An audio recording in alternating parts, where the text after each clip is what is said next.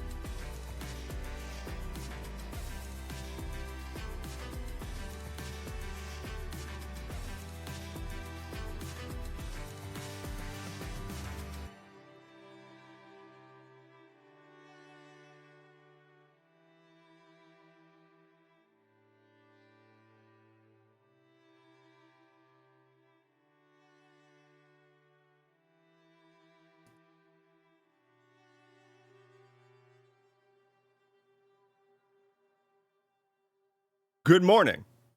Good morning. Oh God, why is my stream is already doing the thing where I'm like a little bit laggy. Unclear as to why. We'll figure it out. Buddy, okay. Dog is already freaking out. Let's give the dog a treat. Then we'll figure out what's going on. Then we'll say hi to everybody. And then the stream will begin. So let's start with that. Actually, I think I need to start with a... I think I need to start with a hydrate. Let's do that. Okay. Okay. Let's give the dog a treat. Whoop. Come here, bud. Father, help! You see this boy? He's like, don't pet me. Give me a treat.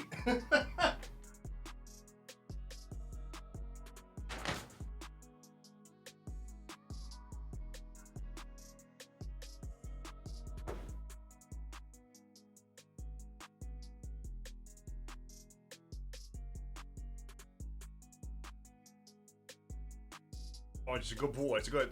It's a business. It's a gentleman's handshake. Praise. For a business agreement.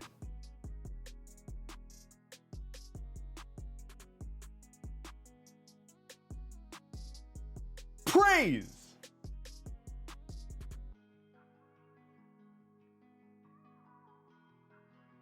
And we're back. Praise. And we are back. Also, new mic stand. Amazing. By the way. If I'm too loud from shouting directly into your face, that's because I have a new mic stand and I can turn it down. Let me know if it's too loud. My previous mic stand went flaccid. It just went completely flaccid. I don't know what happened, but I came back into my studio over the weekend. I was on a podcast. I was a guest on a podcast. I came in to record for that, and it just was flaccid. It just would not hold the mic anymore. I tightened the tension things as tight as I could, and it just refused. It was like, nah, I'm good. I can't do this no mo. I'm gonna figure out why my webcam is doing this. It might crash the stream like it did last time, but hopefully not. It probably will. Here we go. No? Did I fix it? Maybe? Just do that for now. Call that good for now. See how that goes. I should probably not. Yeah, okay, whatever. We'll leave that. We won't touch that anymore. Everybody stop touching things. Stop touching things. Okay, hold on. Let me get the dog into the frame. Hold on.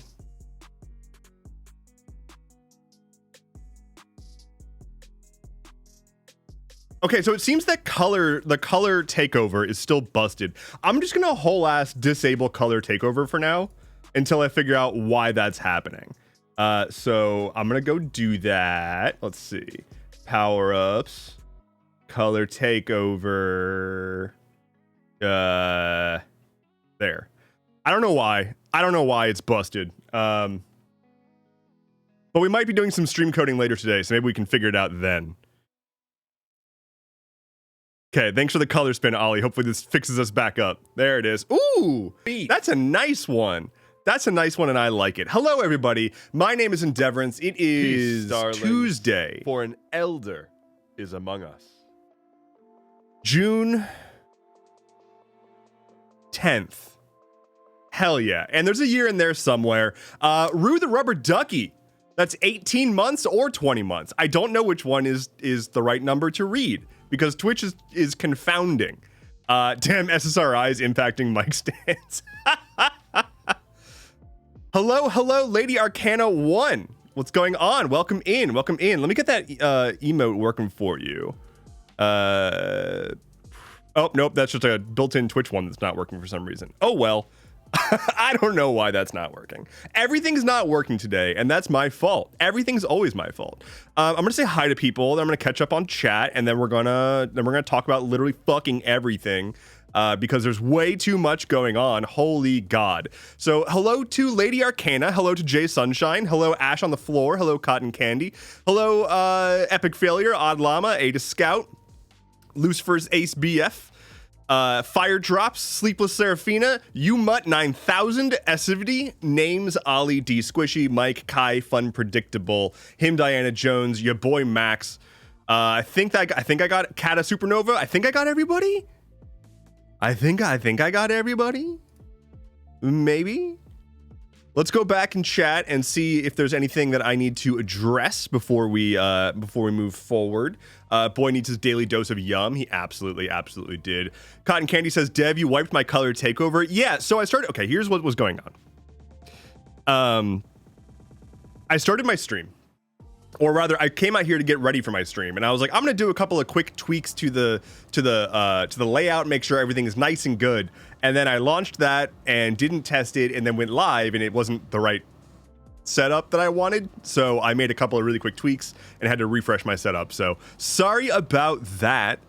Let's see. I'm apologizing a lot this morning. Just, my bad. Sorry that I exist, everybody. That's on me. I really messed that one up. A good boy's about to get treats, but stuff still happened. Too much stuff is happening, and it is actually bullshit.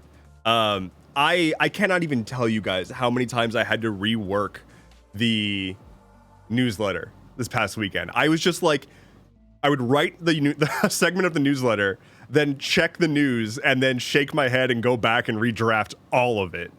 Just, oh my God. Name says, what podcast? What podcast was I on? I was a guest on a podcast that I was on before, the Aficionados Lost podcast. So for those who aren't aware, one of my deep brain repositories is the ABC hit primetime series Lost.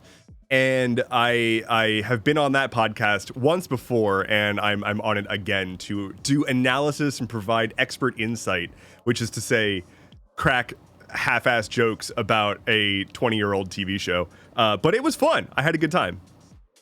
Mike Stan turned middle age. Totally unclear. I genuinely let me go grab it real quick, actually.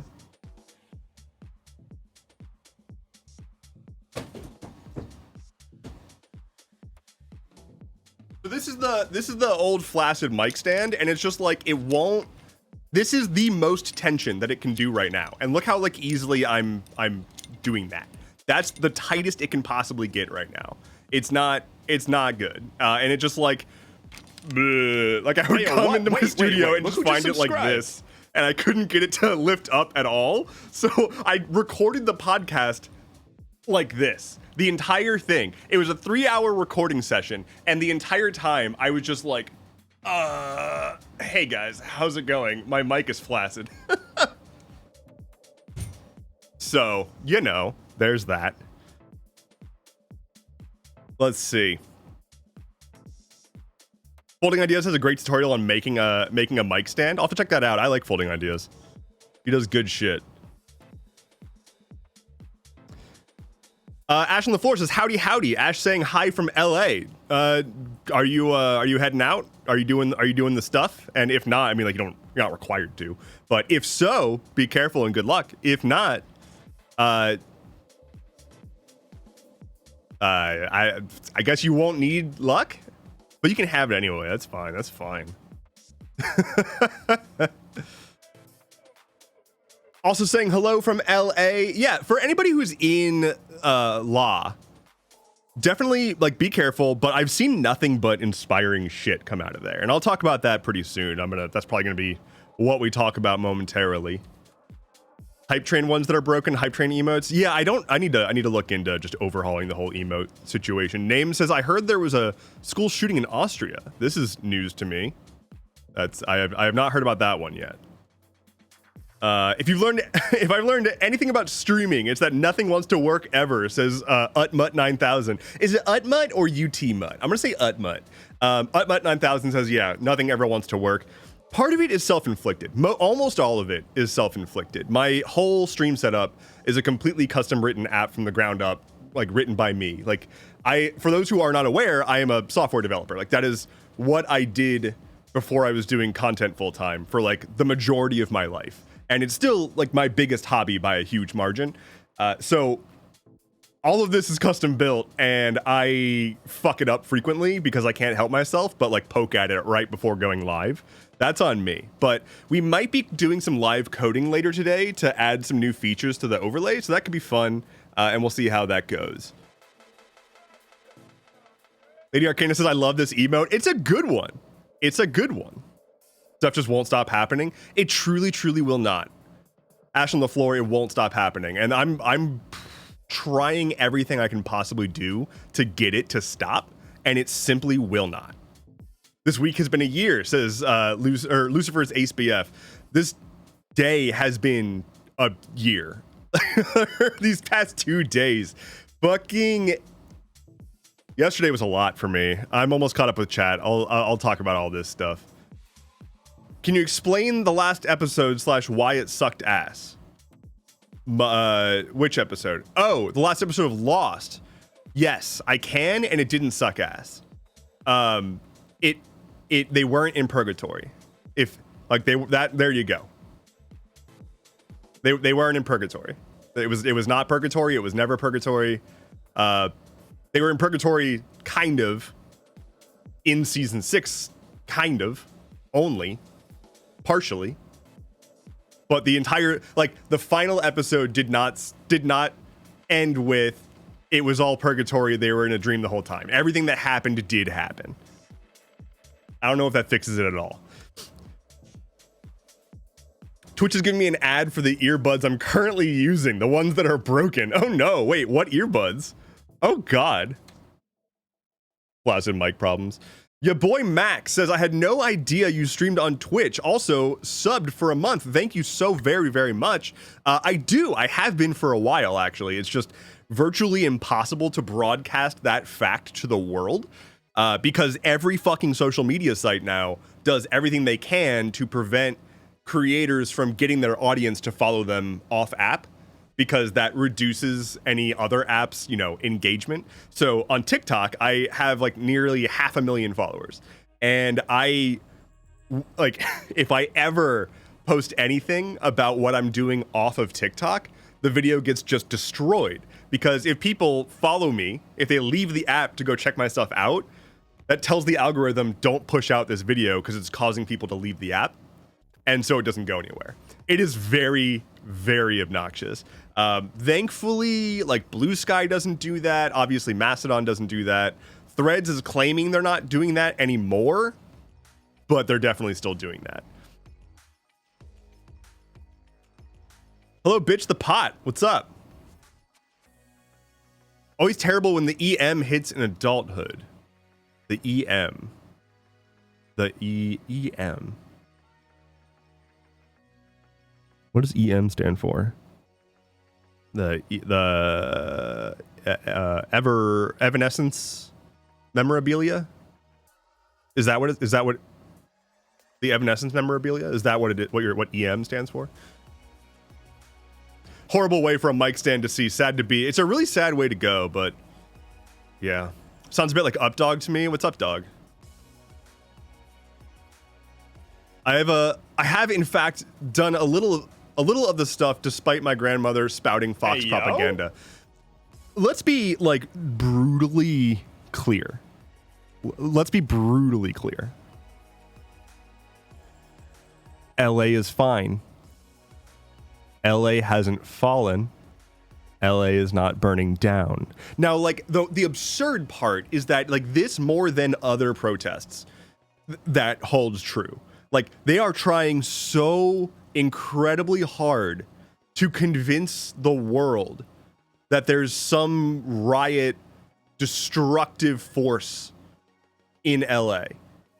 And there's just straight up not. It's like, hey, yo, what? Wait. It's like a big block party. That is the energy right now. Is there's a bunch of people outside having like concerts and giving out food and water and like just chilling and dancing and whatnot. There's been some clashes with cops, sure, but that's largely because the cops show up and try to disband local people living their life. And I'm so tired of people who are literally afraid of cities, like people who are scared of cities, who have been convinced that cities are, the second you step into city limits, you're going to get shot. And if you take public transit, you're going to get mugged.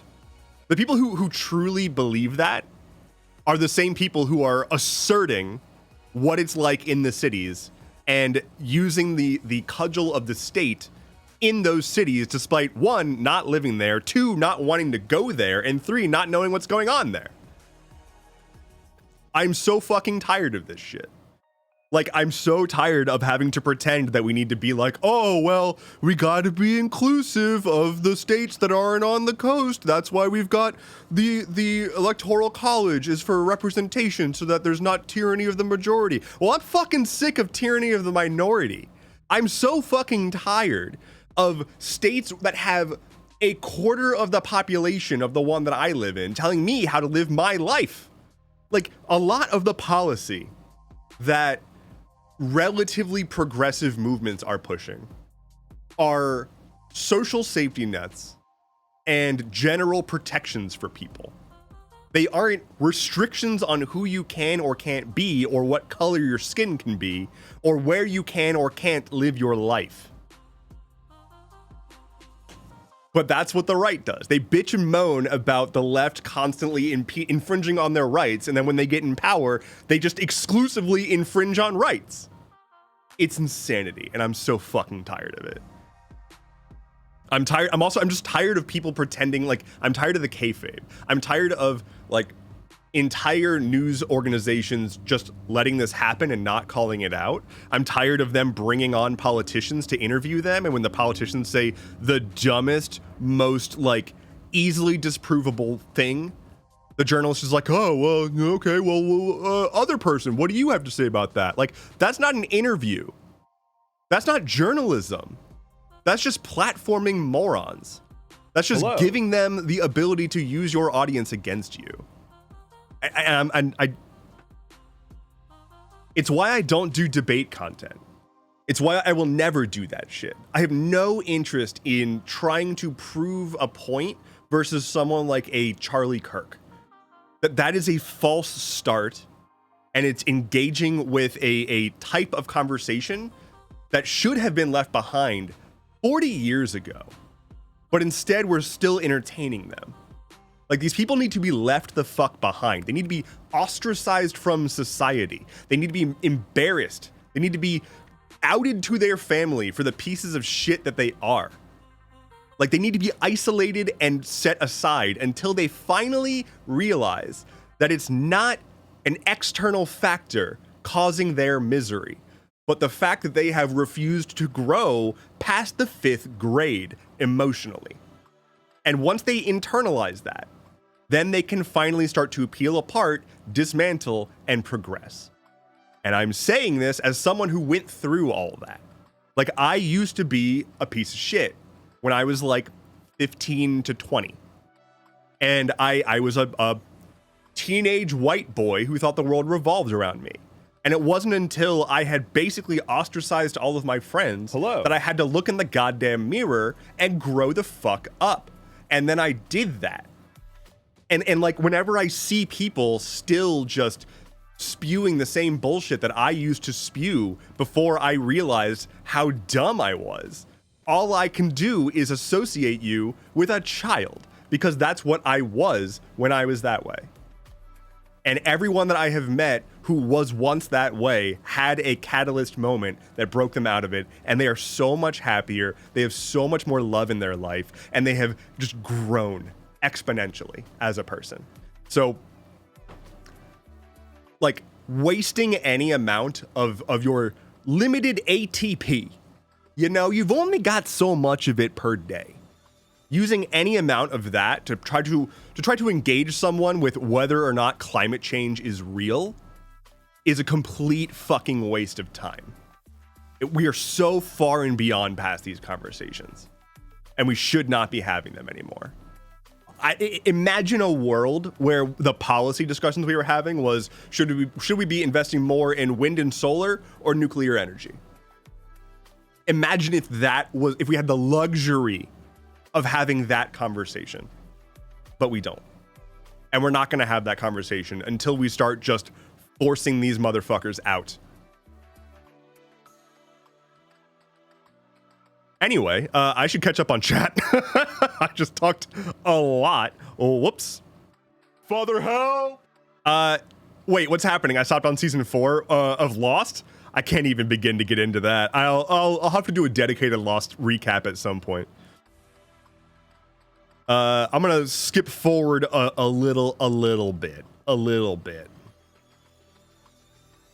Hello, Lilith Knox. Welcome in. Thanks for the head pats for chat. Fucking cop started a fire. I have seen, be careful, I have seen that footage. I know that there's a lot of stuff. Hello to Major Ping, Suika Jakin, and Era Descend. Thank you all for the follows, by the way, while I was ranting.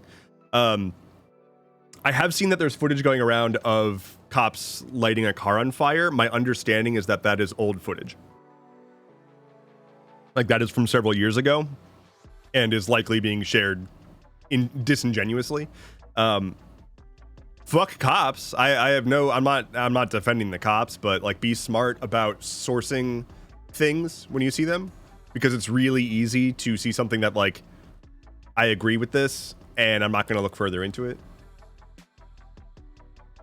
That said, like, the cops have still been launching explosives at civilians and shooting them. So like, there's not a lack of police brutality and police brutality videos right now. It's just that specific video is from a few years ago.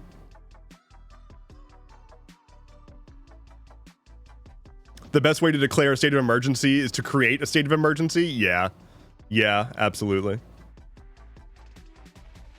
I love the very calm and robotic voice. LA is fine. LA is not burning to the ground.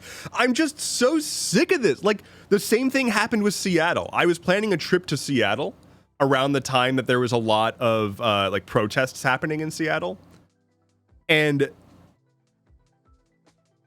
the number of people who cautioned me that they were like scared for my safety. They were acting like Seattle had burned to the ground and was just a war zone now. That is never how it is. All of these, like the autonomous zone, it was like a block. Like, when these protests happen, they aren't burning down their entire city. People have no concept of the scale of cities. Like, it doesn't help that all these news outlets find the singular burning car and take 500 pictures of it from every possible angle and then post that as the headlining image whenever there's a protest. And they say the protests are intensifying. And so you think there's just burning cars everywhere, but there's not. There's like one or two. There's fewer burning cars than there are from a like an Eagles win, right? Like, the Eagles win, they fuck shit up. And this is less than that. That is just that is the nature of getting a mass of people together. There's going to be some damage, sure, but that's not the point. If the point is to create damage, that's one thing, but that's not what's happening here, not even remotely. So they'll say like, oh, they caused like $2 million of property damage. That's like a few broken windows in a skyscraper. Like, that's not a lot of property damage. And so, but it sounds like a lot. And so if you don't live in the city and the only thing that you have to go off of is a dollar value for property damage and images that have been selected to look as egregious as possible, of course you're going to think the city has fallen. But that's just not how it is.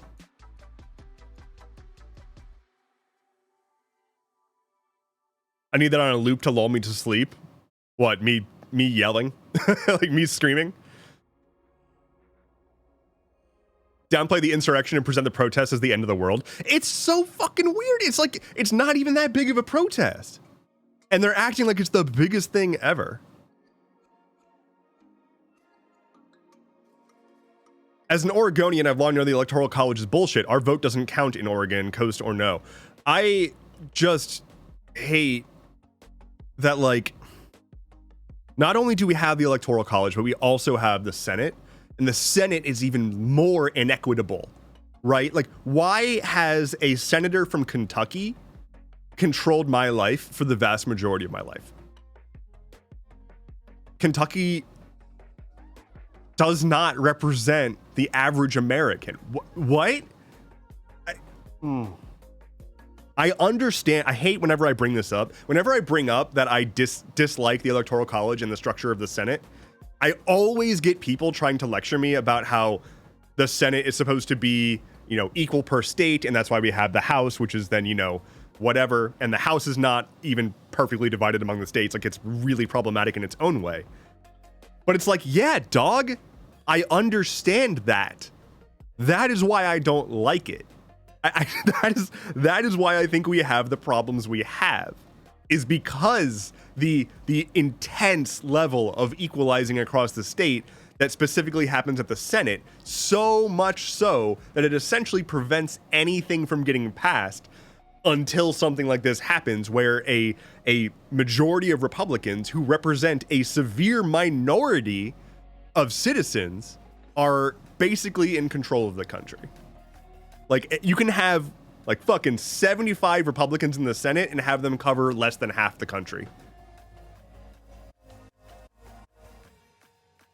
Loving kayfabe becoming a political term. It kind of has been for a while. Like, I've always used that term. I use that term a lot for politics and tech bros. Like, when I was working in tech, I used kayfabe to refer essentially to like tech bros who are deeply drinking their own Kool-Aid. And like we're totally just trying to keep up the vibe, and it's just like, I hate this. And it's the same thing for politics, because it is a show. It was 100% a show. They are lying to you. Whenever they're beefing with each other in public, that is a show. At this point, it almost feels like it's better to turn the US into the EU, just 50 independent countries that are somewhat slightly unified. I do think that breaking apart the country is a good idea. Like, we are too big. We are way too big to be one country. Unfortunately, that's not going to happen, but also at the same time, like, the current administration has made it very clear that, like, the union is not worth it. Like, they don't respect or care about the union. But they're not going to do anything about that because they want to wield that power over the union. So they're using that lack of respect for the union to control it. So it's not going to break apart, but it is likely going to become, if anything, like, they would try to instate probably like military installations and military presence in like blue states and then not in red. Like, I would imagine they would do that before we would break apart the country. A lot of people just don't want to change their views or grow, so why debate them? It's also just, for a lot of people, they have to hit rock bottom. For a lot of people. A lot of these people won't change their views until it personally affects them. So it's on us to ensure that it's personally affecting them. Because if that's the only thing that they will respond to, and we as a society need them, which we do, like, we can't ignore the fact that all of these people exist, can vote, and can procreate. We need them. And if we need them to get with the fucking program, the only thing that we can really do is ferry them along to rock bottom and be there when they're ready to reach back out. And it's essentially tough love, but for most of it, it's kind of also tough hate. Like, you can fucking deal with the consequences of your own actions, and they're gonna lash out. They're gonna call you unfair. They're gonna call you intolerant. They're gonna claim that the system is broken, and they're gonna first try to do what they've been doing this whole time, which is fight a lot harder to prevent having to grow, because they don't want to have to grow. They see that as a failure, as essentially it's a what's it called? Sunk cost fallacy, right? They have invested so much of their time, energy, and personality into what they've been believing, feeling, and doing, that to have to actually grow out of it is genuinely difficult and painful. And they can't be ready for that journey until they have something to actually gain from it, which means they need to be at rock bottom.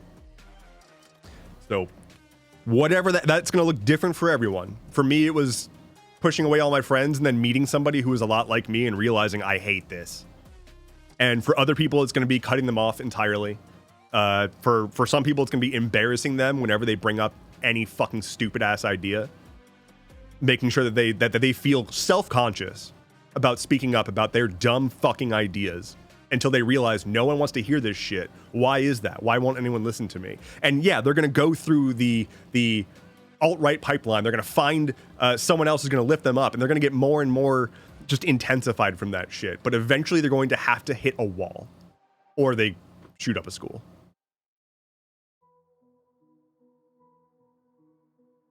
Anyway, moving on. Hello, Informal Goblin. I'm so far behind chat. Oh my god. Sorry, I got you tangenting. Well, I'm so far back. You got me tangenting again. I'm gonna skip through some of this. Let's see.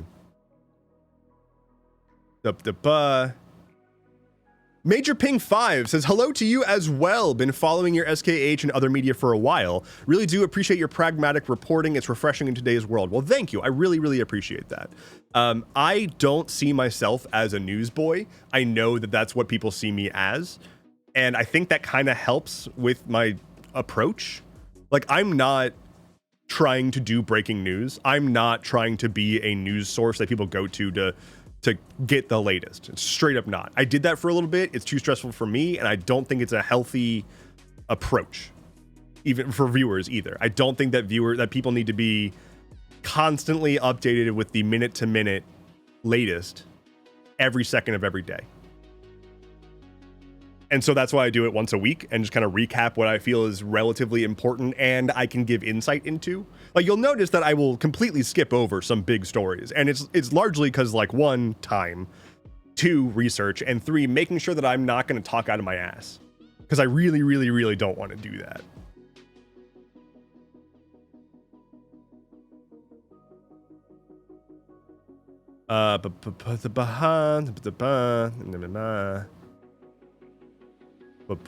Catching up.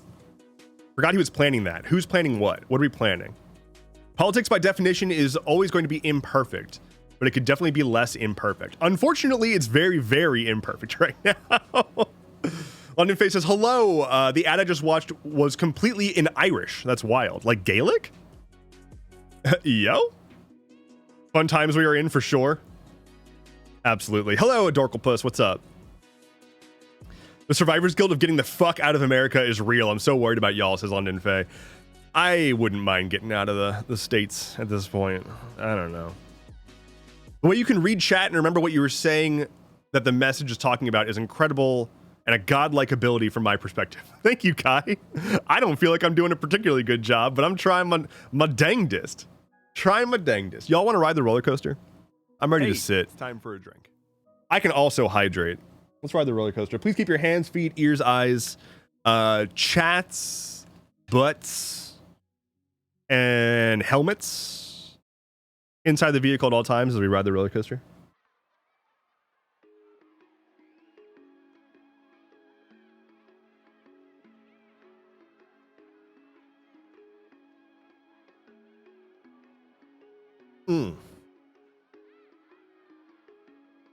Wondrous.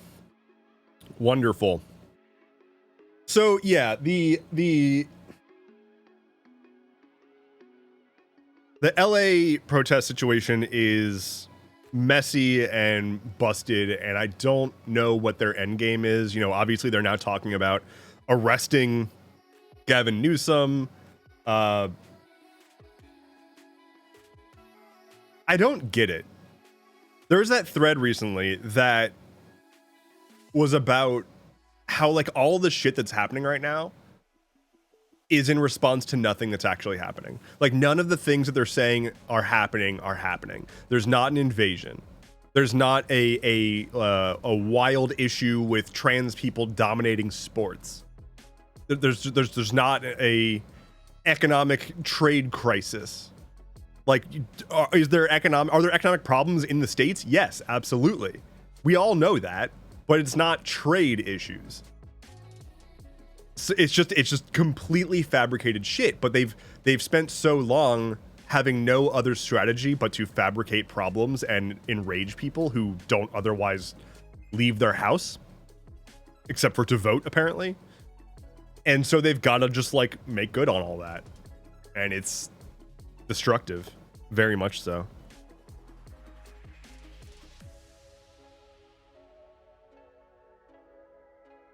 Not supposed to make sense. It's hate and greed, says Rue the Rubber Ducky. It is. It's also the plan the whole time, right? Like the Heritage Foundation has been working towards this for a very, very long time, and they finally essentially got all their stars to align. And now they have essentially a year and a half left before potentially they lose the opportunity to convert the state into a monarchy. And that's, like, their goal. That's kind of always been their goal, is to turn the state into a religious monarchy. because they want to make a Christian nation.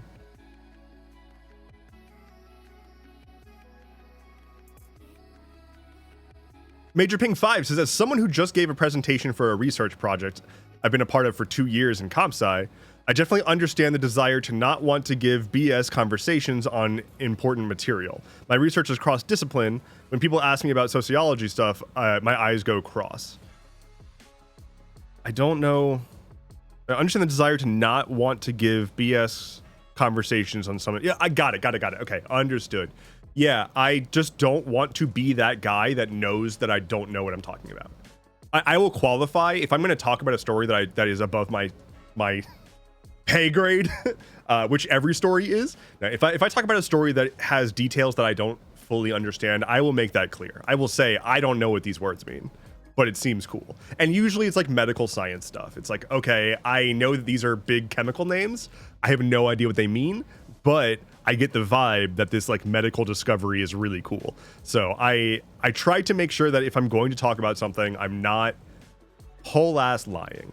I've made mistakes. I fucked up in yesterday's video several times, and I felt terrible about that. And I'm gonna be working on trying to improve my workflow and possibly like release schedule to try to reduce the amount of rushing that I'm doing. Because like yesterday I slept like trash and was just trying to get the thing done and was moving too quickly just so I could get it done.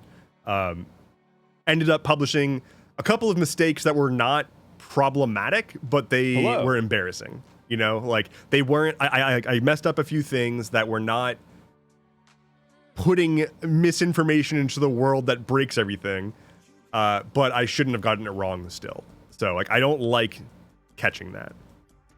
The horrible Hollow Knight, Shovel Knight mistake, absolute disgrace. Yeah, but like I should have caught that, you know? That's like, I get what happened. You know, the word hollow was in my mind, and they're both 2 words ending with night and indie companies and releasing new games and highly talked about.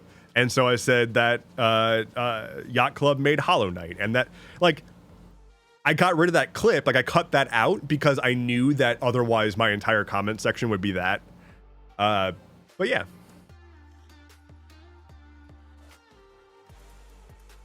Lucifer's ACBF says, I was raised by someone who would genuinely only go out to vote. She never talked about who she voted for, but it was definitely Republican.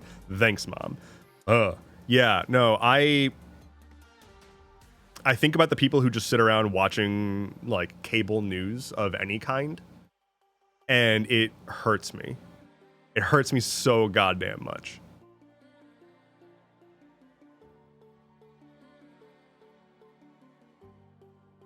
My one earbud is dying. I may vanish for a bit. No worries, Ash. Sorry about your earbud. Give it CPR. Lango says, I liked the later release yesterday. Could be even later, honestly. Yeah, so I'm considering changing my production schedule for Stuff Keeps Happening to either release around 4 p.m. Eastern or move it to Tuesday entirely. Because the issue I keep having is that Monday I finish editing and then the biggest story of the week comes out right when I hit publish. So I'm kind of wondering if I should just move it to Tuesday. I don't know. I just know that a lot of people liked having it available for lunch on the East Coast, but getting it out before noon is starting to get really difficult. London Face says, Dev, you are human like the rest of us. Mistakes happen, especially when things are moving so fast. Give yourself grace. No. Thank you. Did no one sleep well the past few days? I heard that from everyone. Maybe the vibes are just bad. I mean, the vibes are bad. The vibes are very bad. Maybe that's why. Bullprop333 says, Bullprop333 says, watching you on YouTube and you said you have a Twitch. Look at my phone and you just happen to be live on Twitch. Fuck yes. Stars aligning. My beautiful plan is finally coming together. My beautiful plan being getting you to watch me on Twitch. What's the moon phase? It is a waxing gibbous. See, you thought that I wasn't going to be able to answer that immediately. Unless you remembered that I literally have the fucking moon phase on my phone. Hold on.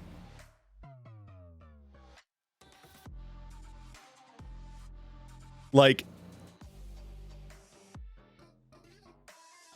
that is instead of having like the my calendar on my lock screen, I have the current moon phase.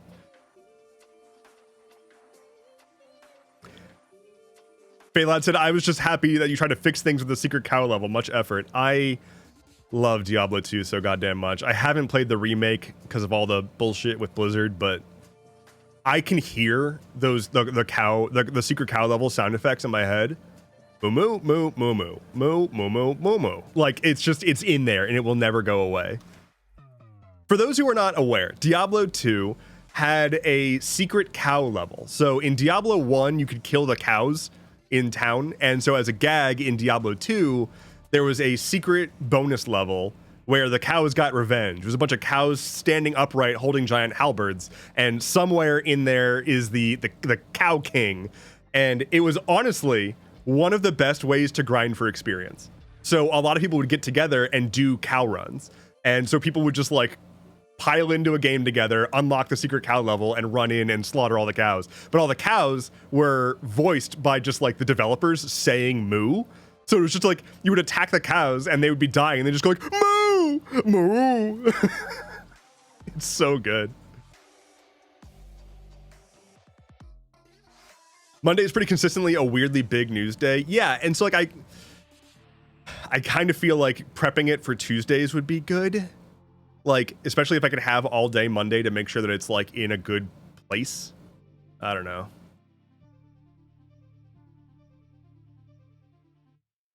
Let's see. I'm also having bad sleep issues. The trazodone ain't trazodoning anymore. I just have constant insomnia fuck ups. Like, I'm just constantly having either like a few good days or weeks of I can't get correct sleep. I don't know what's going on. Keep in mind that what you do is a lot more than what most people could, and it's amazing that you're able to get everything out at all. Well, thank you, Cotton. I really appreciate that. I have no concept of if I'm doing too much or not enough. So that helps. Utmut says, if I don't come back, I was crushed by a large crate I'm trying to disassemble. Well, can I have your stuff? I mean, like, can you at least real quick just set up a will? Just say, Dev gets my shit. Peace, starlings. London Faye says something fuck Jeff Bezos at 14 months. Thank you so much. How are you doing? Aside from not being in the States. Lucifer's AceBF says, I watch a streamer who has the moos from that as their daily check-in redeem sound. That's awesome. Perfect. Excellent. I love that. Adorklepus says, sleeping is my one superpower. Can we trade? My superpower is purchasing journals. Not using them, but buying them. My superpower is that if I go to a store with journals, I buy one. Would you like to trade? Ginger Brain Rot says, what's sleep? Fair. Deeply, deeply fair. Boy, do I exist. You do exist. I checked. I actually looked into it, and the doctor said you exist. In multitudes, at that. Anybody here got a Switch 2? Did anybody here get a Switch 2? Because it's out. They took a Switch and they made it again, and they put it out. And a lot of people really want other people to be mad about it. And I just don't have the capacity. I don't have the capacity to be upset about a home entertainment console anymore. I know that there's a lot of reasons to be upset. I know that that the pricing it's more expensive than people thought. I know that like some people think that it's not a good enough upgrade, and that's fine. That's great. Don't buy it then. But like I don't have the space for people to be getting angry at each other for purchasing a video game console while the world's falling apart. I don't know.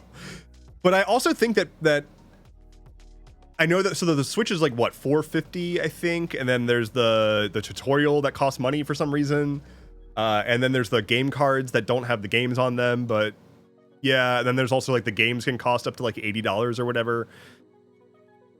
I get all that. That all sucks. I haven't purchased a Switch, and I have no plans immediately to get, or Switch 2. I have no plans immediately to get one, but like I'll probably get one when I want to. Because like it runs the games better, and there are games that I've been wanting to play and haven't been playing because they run like dump on the old Switch, because the old Switch was outdated when it came out. As a reminder, the original, like the Switch 1, the hardware in it was like from a cell phone 3 years prior from the release date of the Switch 1. Like the Switch 1 has the internals of a cell phone that was outdated when it came out. And it's now almost a decade later. So like from the perspective of I've purchased this device almost a decade ago. I've built up a games library on it. Like when I want to start rendering those games in 4K on my TV, I'll buy a Switch 2, but like I just don't have that need right now.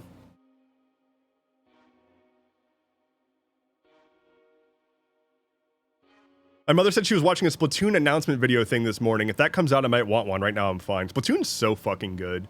I wish that Splatoon was made by any other company, because Splatoon is so good. Like it's such a great concept. It's so much fun, and having a shooter, like a team-based shooter that's not just based on kill count and like stat farming. I don't know. I really like how it works.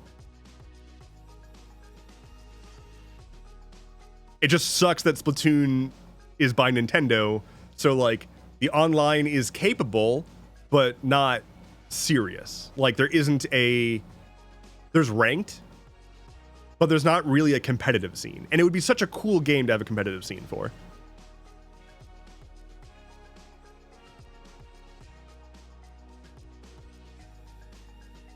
Would I like to trade my ability to sleep? No. Sleeping, attracting neurodivergence, and looking okay in red and fair garb are the only powers I have. That's fair.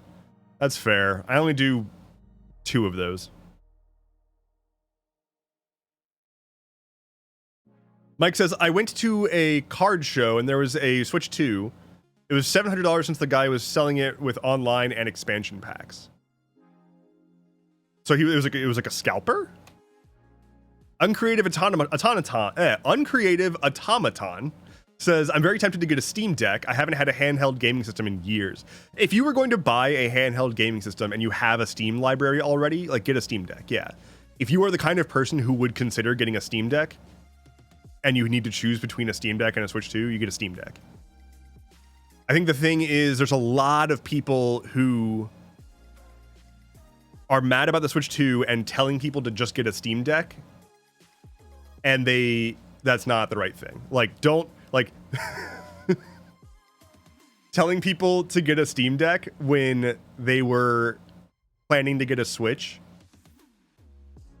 is like telling an author who uses Microsoft Word to instead use like Vim or Emacs, like a terminal, a terminal-based writing program, as opposed to like a word processor.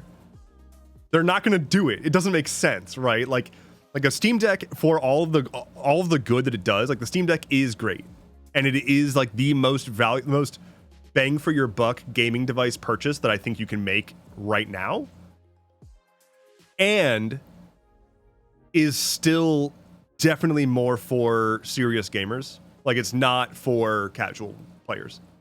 They're going to get confused. They're going to get overwhelmed by it. And I'm not saying this speculatively. I'm saying this as somebody who has previously tried to give a Steam Deck to someone who I thought would like it as a gift, and they were like, this sucks.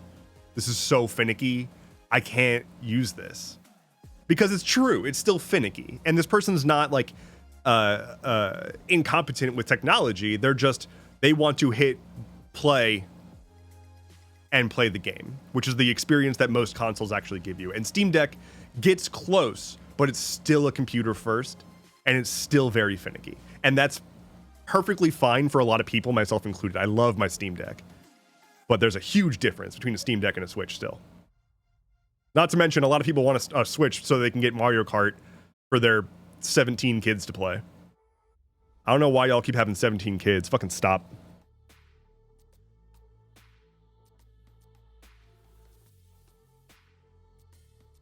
Lucifer's ASPF says, in my opinion, the Switch 2 is a consumerism con to regain popularity and power. I don't know what that means. A consumerism con to regain popularity and power. Like, Nintendo's not struggling for either of those, is the thing. Like, the Switch is the best-selling console ever. The Slav vibe of, if it works, we use, no need for new one. That's true. Like, people, like, you don't need to buy a new phone every year, right? And you definitely don't need to buy a new gaming console every year. And if you have, like, for example, a base PS5, you don't need the PS5 Pro, unless you specifically have an 8K TV or really, really care about native 4K 60 FPS or something like that. At the same time, these are still devices. Like, if you buy a laptop, you would probably expect it to last you hopefully 5 years, preferably closer to 10, which is about the same as a life cycle of a gaming console. So, like, I've seen a lot of people who seem to be upset about the fact that it's a Switch 2 and it costs more than the Switch.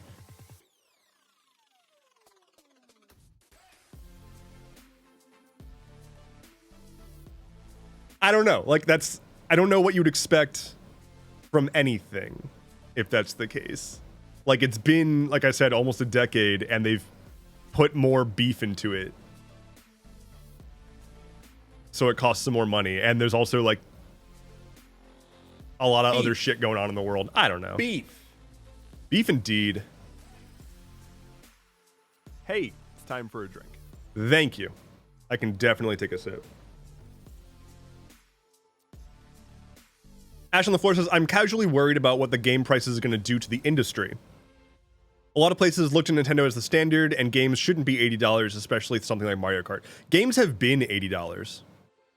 Like, they already are. They're like 70 and 80, and I don't think that this move from Nintendo is what's causing that or what's going to make that worse. But I 100% understand the fact that most people right now are very much struggling, and things that are for escapism being more expensive fucking sucks. I don't see a world in which these prices wouldn't go up regardless, because game pricing is and has been fucked for decades. I don't see these prices ever coming down. What should have happened is you have more money. Like, what should have been happening is the average person is doing more okay, has more cash on hand to make purchases that fund the development of a game and have reasonable price inflation, right? Like, if games had been following inflation, they'd be far, far more expensive now than they are. But they haven't been. And also, developers get paid like trash. Video game developers get paid trash. It's really shitty. They don't get commission or anything like that. So while I'm not saying that Nintendo should raise the prices and the prices that are raised are good or whatever, because, like, read the fucking room, at the same time, it really feels like, or we need to remember, at least, Nintendo is a Japanese organization.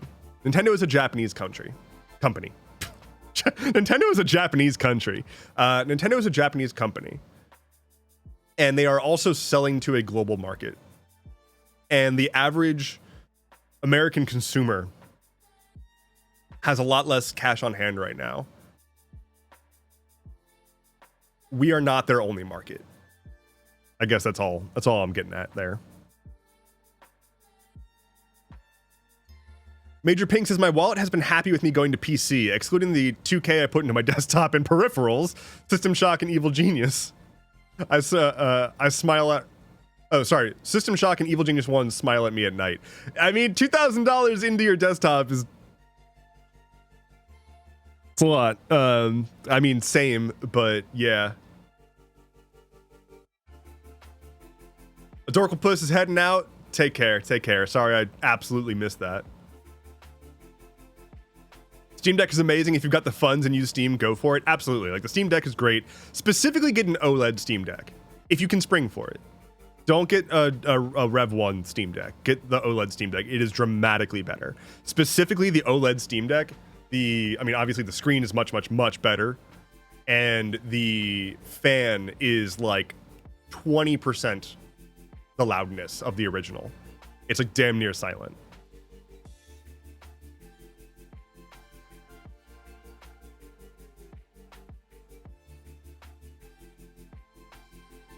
There's newer technology and a newer console. If you don't like the price, you can wait. That too. The other thing is that, like, you don't need to buy a Switch. Like, you don't need to purchase a Switch 2. And I would like for you to be able to get what you want and have the games that you want to play. I would prefer that world. What bugs me are the people who rip on other people for purchasing a consumer electronic. That's what gets to me. It's the same as like I have an iPhone, and I frequently get people in my comments bitching at me about using an iPhone, and they're like, "Oh, this wouldn't happen with Android, blah blah blah blah." And I'm so tired of having to say this, I guess. Like, I was on Android for like a decade and was a massive Android fanboy, and used to be that guy that constantly bitched about Apple and constantly complained about Apple products and how behind the times Apple was. Now they're always copying Android. I worked at Google specifically because I was an Android and Google fanboy, and eventually Google pissed me off so goddamn much that I switched platforms. And I've been on iOS now, and it's not that deep. I use it, and it works, and it does the things I need it to do, and I'm virtually never limited by the devices that I have. And like, otherwise, I use whatever device I need to use, be it Mac, Windows, Linux, Android. Like, I have an Android tablet sitting next to me with my, like, it's not, don't rip on people for the consumer devices that they have. It's not worth throwing your hat into a camp that is owned by a corporation. Right? Like, Google and Apple are not your friends. iOS and Android do not give a shit about you, and should not be a holy war that you fight in. Games being 80 plus USD has made them 100 plus CAD for a long time now. It sucks a lot. Yeah, and I've been dealing with this too. Like, I hate going into the store and going to buy a game, and it's like, oh, this is $120. And it's because, like, the base game is $80, and then there's like the season pass and the DLC and the pre-order bonus and the deluxe edition and the soundtrack or whatever. And so the whole thing is like $120.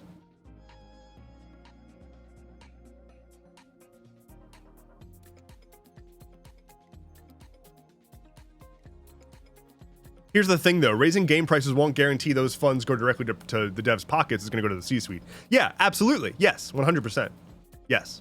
Like, the issue is an economic system issue, and it sucks.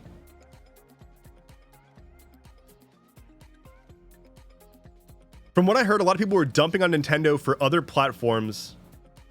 Were dumping Nintendo for other platforms due to copywriting and other such shenanigans. Also, with the new Switch, it isn't the customer's device. It isn't the consumer's device. The consumer has temporary rights to it. If Nintendo decides they don't like you for whatever reason, they can remotely disable your device, from what I understand. I think that's possibly...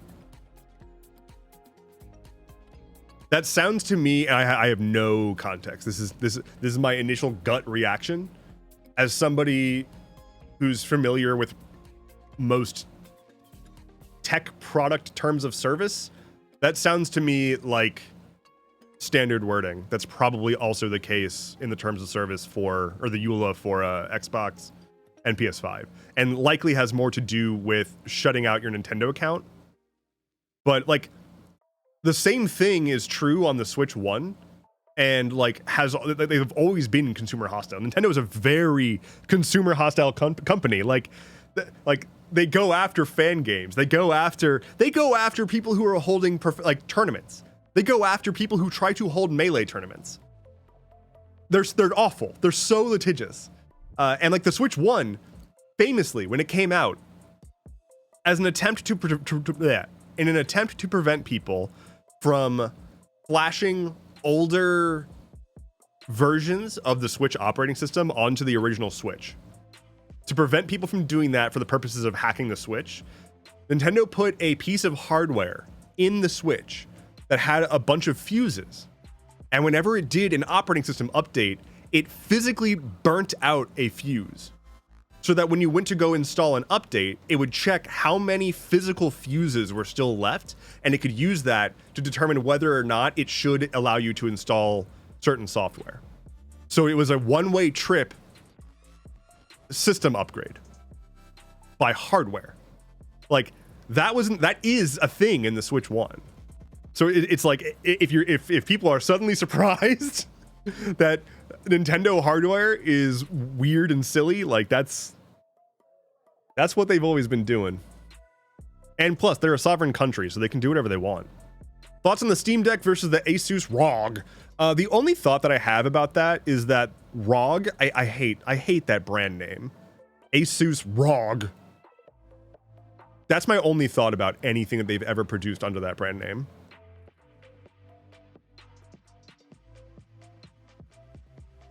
Was at a yearly family picnic this weekend. One of my cousins purchased the Switch 2. He says he likes the controllers more. They cause less cramping when holding. Yeah, I mean, it's a bigger device. I also am very unique, I think, as far as Switch users go. Like, my Switch does not leave its dock, and I exclusively use a Pro controller. That's just how I use it. Suika Jakeen. That's an awesome name. I hope I said that right. Says iPhone versus Android. There are pros and cons to each, so who really cares? Unfortunately, a lot of people think they care, but they really just want to have... It's the same as people who got a console when they were a kid and then made that their personality, where it's like, my mom got me an Xbox. PlayStation sucks. It's the same thing. Like, they want to be on the winning team, but you don't need to have a team.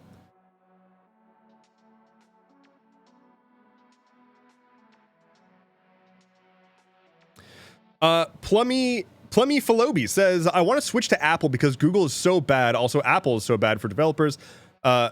But also Apple is so bad for developers. I don't want to spend for a Mac just to program a device that I bought for a hefty price already. I'm confused. I think MacBooks are really good for development, generally, at least. Like Mac in general is really good for development, unless you mean. I guess I don't know what you mean. Like, I would recommend that somebody get a MacBook if they're buying a new computer and doing programming. Season passes are the bane of my existence. Yeah, I'm so fucking tired of all that shit. I'm so tired of games being broken apart into 18 different parts. My opinions on Nintendo are 100% opinions, and I'm not trying to put down anyone who purchases Switch 2. Not going to diss you for the products you buy. Yeah, I didn't think you would. I'm just saying Nintendo's shitty. That's what they do, is be shitty.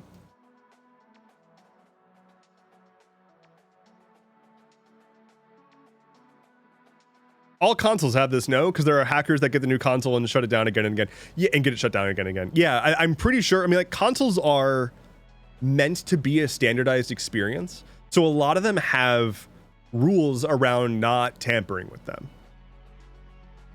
For the purposes of like preventing hackers, preventing cheats, all that stuff.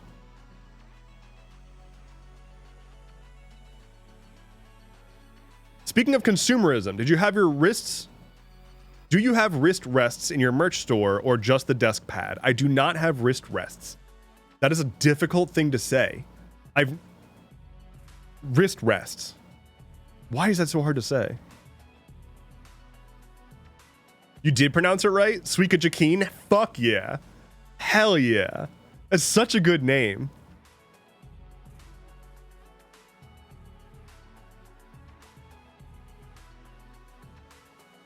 Bullprop says, I have a nephew and brother who work for a cable company. If you download stolen stuff from Disney, you get locked out of the internet. If you get it enough times, Disney will send a letter to the cable company, saying that if it happens again, federal charges will be charged. That's a lot. And don't do that. I've got a good story on that front.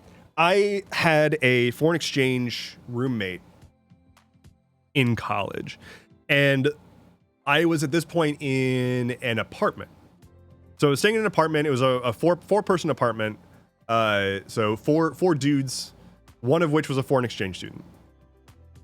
The way Wait, look who just subscribed. Ash on the floor, thank you for the sub. And also Kai says, happy time zone to all of you. I'm going to sleep. Take care. Get good snoozes.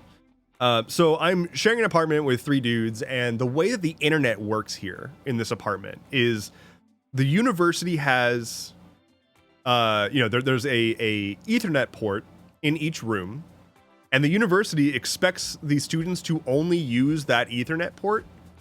So like whatever traffic goes over the port in whatever room is associated with that student for the purposes of like catching people pirating shit. But obviously we want fucking Wi-Fi, right? We all have laptops. So I plug in a router in mine. So all of my apartment traffic is going through my port. I get an email from the university that is a formal disciplinary action because I was apparently caught torrenting the entire discography of Maroon 5, a band that I have never listened to. I could not name a Maroon 5 song, but apparently I had pirated their whole discography. So I start to inquire with my roommates as to what the fuck happened, and it turns out the foreign exchange student had done that. He downloaded a whole bunch of Maroon 5, and now I'm on the hook for that. So we both go to like the administrative offices or whatever and explain the situation. And they make him write, like I was looking at like formal disciplinary action. And they decided to waive it when they realized it was like a foreign exchange student. And instead he had to write an essay about why pirating music is like not okay. Which he was like, I don't understand why it's not okay. And this will never leave me. This broke me. So this guy is from, I believe he was from... Sounds like rebellion propaganda to me. Nigeria. Yes. He was from Nigeria. And we get back to the apartment and he has to go like write this paper or whatever. And he goes, you all say this place is the land of the free. This isn't freedom. That fucked me up as like a white college student, was having somebody from another country essentially point out like, why the fuck is this a thing? What the hell? Like, yeah, he broke a law, like a copyright downloading whatever law, but he's just like, this is not living freely. This is just fucking dumb. And he just kind of kept pointing out a whole bunch of things about the states that are like, huh, I didn't think about it like that before. It's almost like meeting people from other places is a great way to expand your horizons. God, I remember... Is anybody here familiar with Cece's Pizza? It is a all-you-can-eat pizza buffet. And it is, at the time, it was $5 for all-you-can-eat pizza. So it was a favorite of ours as college students. And we brought him once. And I really, really, really don't... I want to put a warning up front here. This is not meant as fatphobic or anything. But we get there, and he's never seen a fat person before. Like an obese person. He dropped his pizza. Like he was... This is the foreign exchange student. He goes to take a bite, and he looks up, and he sees his first, like, truly... like several 100 pounds person, and he dropped his pizza and like thought that there was like a pressing medical need for attention. Like he was so confused by this, and he was shaken by that. But at the same visit, this is a much more fun part of that story. The same visit, we had made a bet with one of the people who was there with us, and it was essentially like who's going to eat the most pizza, and he was just trying so fucking hard to win, and he had crammed so many slices into his face, and he's getting like sick, and he's trying to cram in just like a few more slices, and he's just like, like borderline crying, putting pizza in his mouth.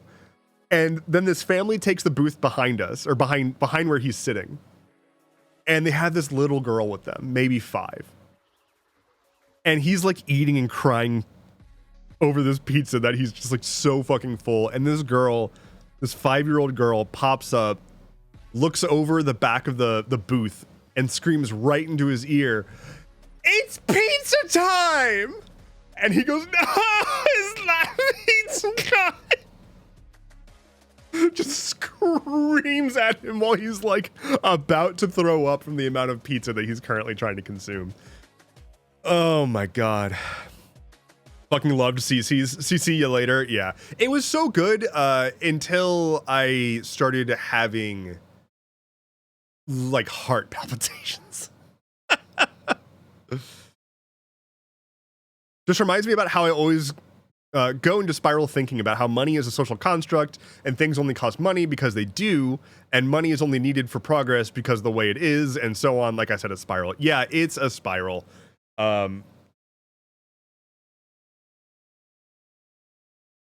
Unfortunately, oh wait, we need new music.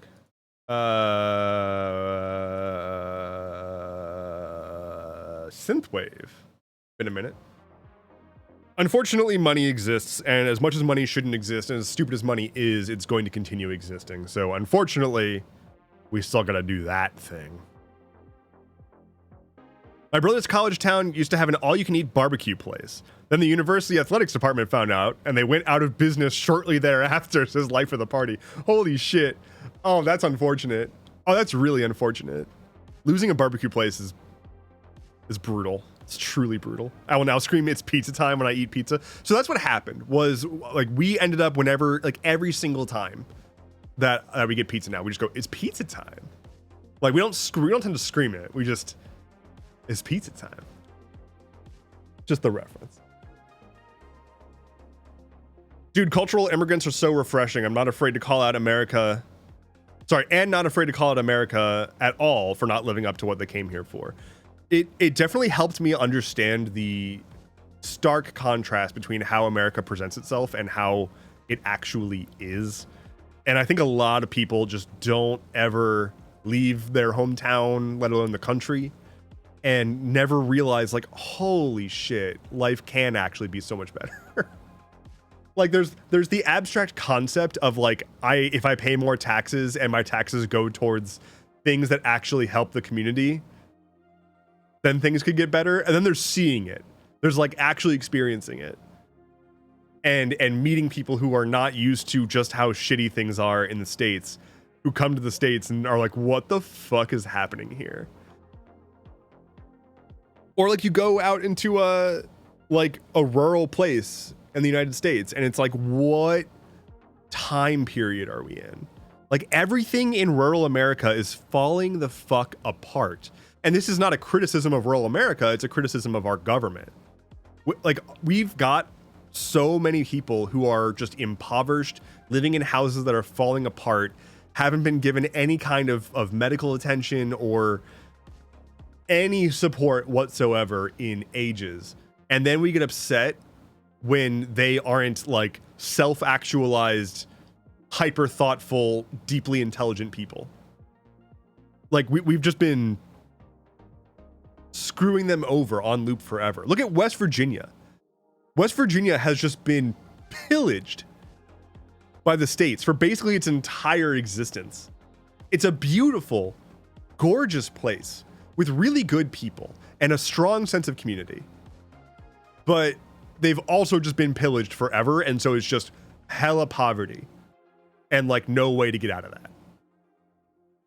Never mind, we're still on politics. Yeah, oops, I veered back. Ash on the floor says, I'm leaving America for the first time next month. Me and the family are cruising to Ensenada, Mexico. I need to leave more often. I want to go to Mexico. I really want to go to Mexico City. I'm a little intimidated by how big Mexico City is, but I want to go to Mexico City. Rural American living in a 33-foot trailer from 83 here. Yeah, rural Americans are not well cared for. And it's not, again, like it's not their fault. They've been overlooked. They haven't been given anything. There hasn't been investment. They barely, like people in rural areas in the States, in some places still don't have broadband internet at all. And we recently canceled efforts to make that happen. So like, when you have people who have basically no way to get themselves out of the poverty that they're in, who have been watching storefronts close, businesses leave, people leave because there's not a reason to stay there. Like they're hemorrhaging people because there's not a future for young people there. So they move to a place where there is a future for them, which then just leaves the town even more impoverished and with even less of a future. And so it gets insular and it gets forgotten. And that's not okay.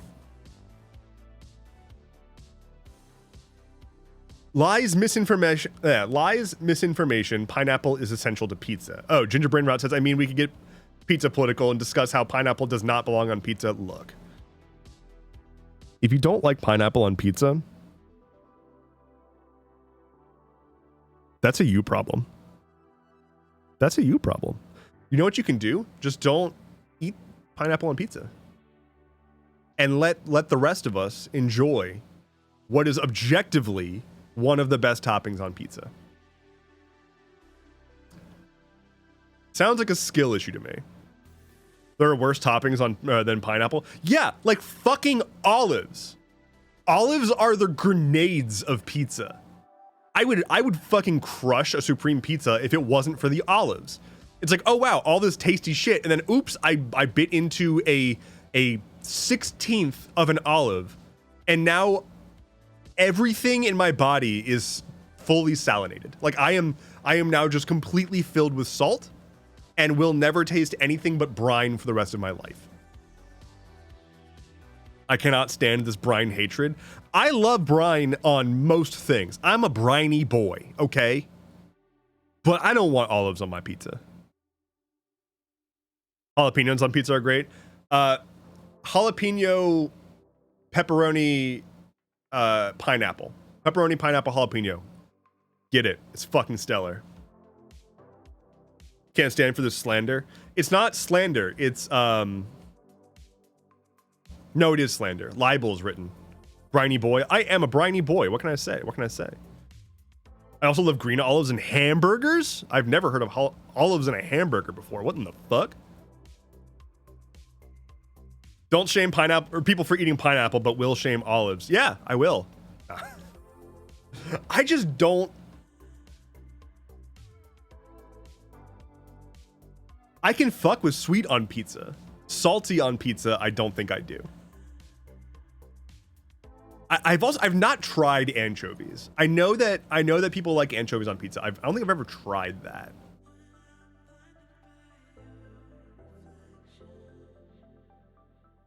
That's fair, but I have pots, so salt, more salt, and salt topped with salt for me. Ugh.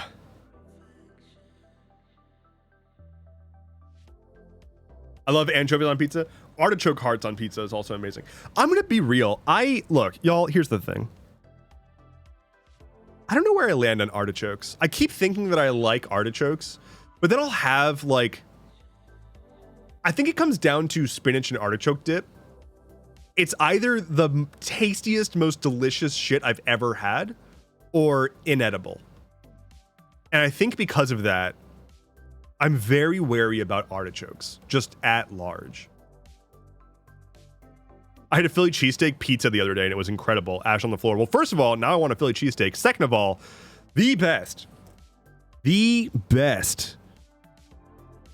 Probably definitely sandwich, maybe food that I've ever had. There's a butcher near me that does these like just fucking amazing sandwiches. It's like a whole ass butcher shop, and they do really, really good sandwiches. But they've got a special. they've got a special. Their normal cheesesteak is stellar, but they have a special that is a pepperoni cheesesteak.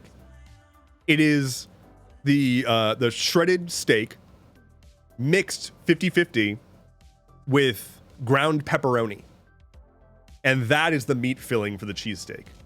So it's a steak pepperoni hybrid. Peace, starlings. Meat elder shred among us. Base, cheese, onion, everything else. It is so good. It's the kind of thing that's like, I can have one per year if I want to continue living. Hello, Wooberdo. Resubbed at 12 months. Thank you so much. I don't adore pepperoni, but that sounds fantastic. Yeah, specifically, it is ground, right? So it's not like pepperoni slices, but you instead just get a bunch of the pepperoni like flavor infusing the meat shreds, you know? What do you call the meat that goes on a cheesesteak? Shredded steak? Meat shreds? I don't actually know. Wooberdo says, I'm glad for your content. Otherwise, I probably wouldn't have known. I probably never would have known about the LA stuff. I mean, if it continues escalating. Meat on cheesecake? No, meat on cheese steak. Cheese steak. That said, I feel like there does exist a cheesesteak that could be eaten with meat. Hello, okayish. Hello. Meat cake? Shaved beef? God, I want a cheesesteak so fucking bad right now. I just found a cheesesteak place near my house, and then it closed a week later. I'm so tired. Can I bitch? Can I bitch for a second? I'm so tired of good restaurants closing. Ever since fucking COVID, right? Like, they just disappear. They just go away. And I have a trauma at this point from all of my favorite places shutting down. And so now if I find a good restaurant, I'm like, well, better enjoy it while it lasts because it's not going to be here in a year. I'm still just reeling from my local bagel shop closing down. They were a place for like 60 years and they closed. But at the very least, my favorite Mexican place reopened recently.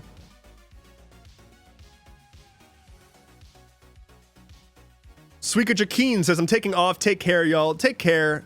Thanks for the name. It's really good. Ollie says, I forgot to make my overnight oats, so I haven't had breakfast, and I don't do lunch, so I'm pre-hungry for dinner. Overnight oats are so good.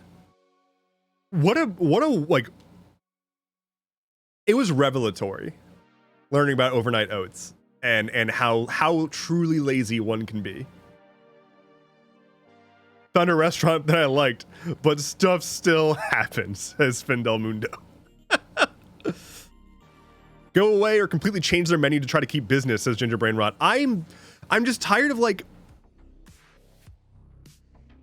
I don't know. Every place that I've been going to just like closes down. Or there was a banh mi place. A Vietnamese pho and banh mi place down the street. I fucking loved it. I ate there as often as I could. It was so good.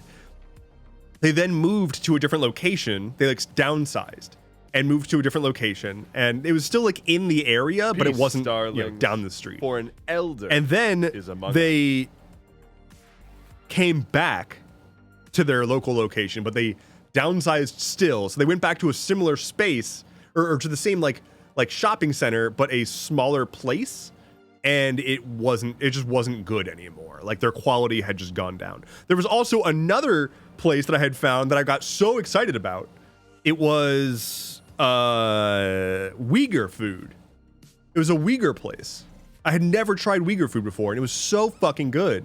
The one chance I had to go there before they shut down because of COVID, like understandable, and they made a GoFundMe to raise money to get into a new location from having the trouble from COVID. So the local community raised a whole bunch of money for this place. They met their goal, and then they said, cool, our new location is in a different state entirely. They just moved They moved away, like multiple states away, after people raised money for them to reopen. So I've been hurt. I've been hurt a lot recently. I can fuck up banh mi. I love it so much. The best part about banh mi is sitting in the restaurant while a bunch of very white business boys come in for lunch and order and don't know how to pronounce anything. So you're sitting there enjoying your food, and the most suit-wearing suit boy you've ever seen, he's got like 13 briefcases. He walks up to the counter and he goes, "Hi, can I get a banh mi?" And that just makes it taste much better. Can't enjoy pho, the cilantro soap gene. Oh no. Well, there's broths that don't have cilantro. I remember you ranting about that when it happened. I'm still mad. I'm so mad. One of the local grocery chains used to make pre-made banh mi that was surprisingly decent for a Midwest grocery store. Oh, hell yeah. God, I haven't had banh mi really since they moved away, and I'm just sad. Kryptonite, 26 months. That's a lot of months. Says, I'm so hyped my Podunk little area got a Korean restaurant. Bummer going out to eat around here. It's punishingly expensive. I recently got a new sushi place that I'm pretty happy about. Unfortunately, there's really good sushi around me, but none of it is like the closest sushi spot to me, which is irritating. I need to move. I need to optimize my sushi access. Let's be real. Tell you what we need more of. Dumplings. We need dumpling places fucking everywhere. I want like sit down dumpling places. I want fast casual dumpling places. And I want just like takeaway storefront dumpling places.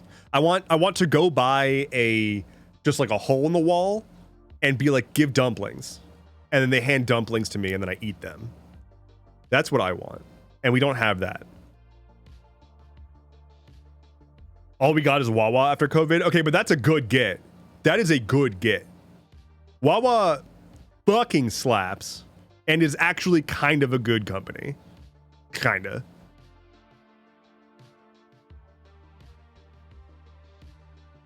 This has happened to every rolled ice cream place I've ever loved, and I'm still mad about it, says Ginger Brain Rot. Yeah, every place that does something like relatively unique closes. And then you get a fucking Chick-fil-A.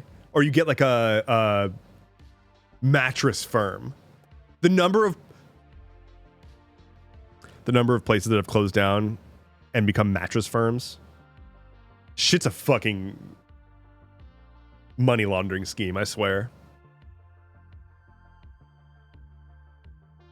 A new Vietnamese coffee shop opened near my house. What should I order?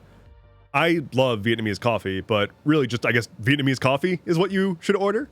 If they've got banh mi, get a, just get like a, if you eat beef, just get like a beef banh mi, like whatever their like basic one is. It's going to be amazing.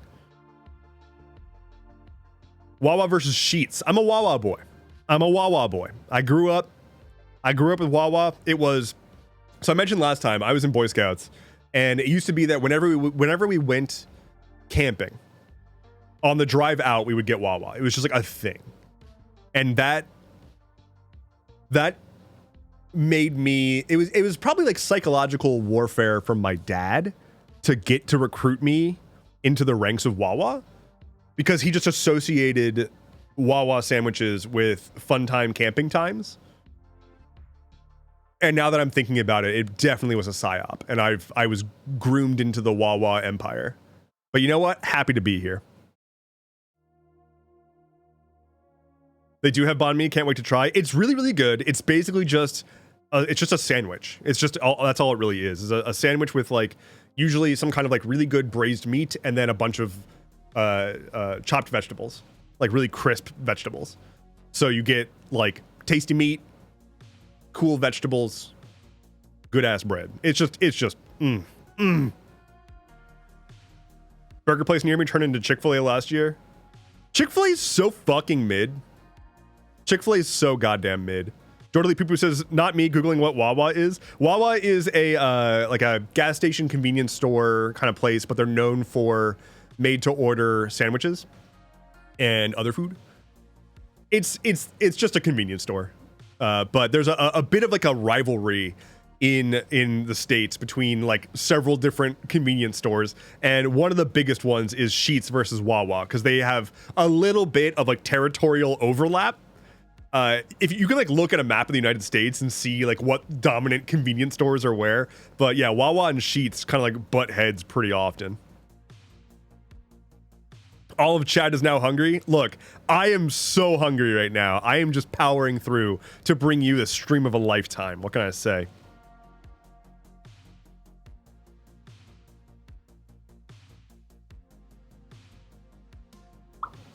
It's better Subway and so much cheaper. Subway is inedible. Okay, I haven't had Subway in years, but the last like 3 times I've gotten Subway, I've gotten sick. So I just don't do that anymore. Subway is another one of those stores. It's like, of everything that could have opened up, a Subway opens up. It's just like, this could have been anything. Even Jersey Mike's. Like, it could have been any other sandwich shop.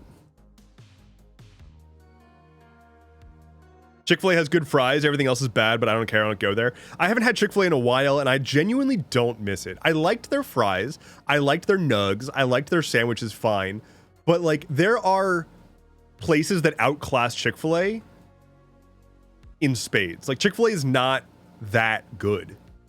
It's, like, tasty, but it's not irreplaceable.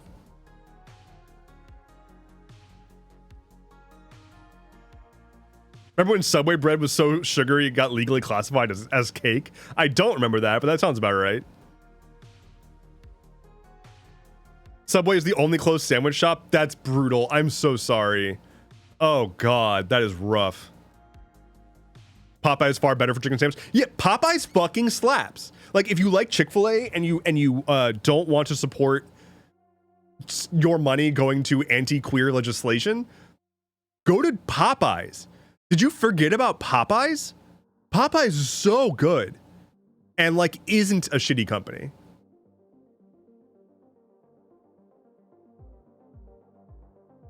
We're getting a lot more franchise restaurants where I live. We also have a ton of mattress places, banks, and dentists. They're building a huge amount of luxury apartments that people go to live there. They want to work with the new businesses. The problem of this expansion is that locals can't afford it anymore and must leave, and the people are moving in from other areas. All the mixed-use development stuff, the like storefronts on the bottom floor and then apartments above, yeah, those get filled with just like random bullshit that just rotate forever because they can never get like solid tenants there. And I think that's probably contributing to some of it.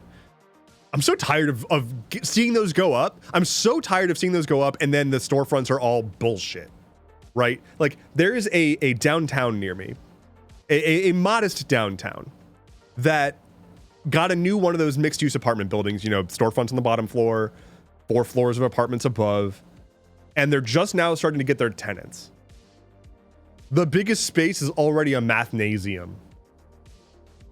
Like, it's like a math tutor building. This is prime downtown storefront off the road. Brand new. It could have been a restaurant. It could have been a community space. It could have been anything. And it's a math tutor. And the main reason that this bugs me is because there was a storefront across the way from a previous apartment that I lived in that also was a mathnasium. It was the same fucking math tutor company taking up what could have been like a local bar. Like a local place for people to hang out, but instead it's a math tutor. And I know that people have kids, and I know that kids need to learn math, but do we need this many math tutors in prime real estate?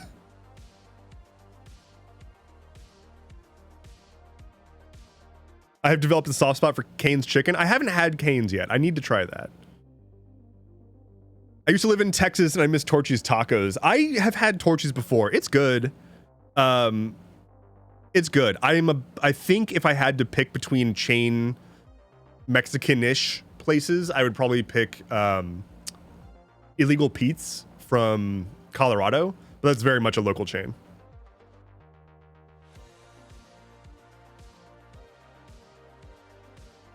Shows how bad the system is at teaching math. The tutors are a thriving business. It's kind of always been that way. Like, math is fucked. We have a weird relationship with math. And the, like, you need to know this because you're going to use it when you grow up thing is not a good excuse, or not a good answer when kids are like, I don't understand why we care about this. Like, none of this makes any sense. It's almost like trying to teach children abstract concepts doesn't fucking work. I worked at Mathnasium and it really is I'm just mad because it's a big storefront. And it's like, that could have been a grocery store. That could have been a bodega. That could have been a sandwich place. That could have been a lunch spot. It could have been